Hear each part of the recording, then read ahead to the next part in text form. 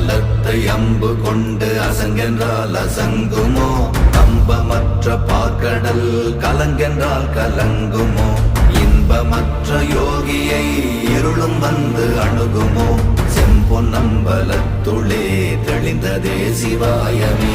ஓம் நமச்சிவாய ஓம் ஓம் நமச்சிவாய ஓம் நமச்சிவாய ஓம் ஓம் நமச்சிவாய ஓம் நமச்சிவாய ஓம் ஓம் நமச்சிவாய ஓம் நமச்சிவாய ஓம் ஓம் நமச்சிவாய.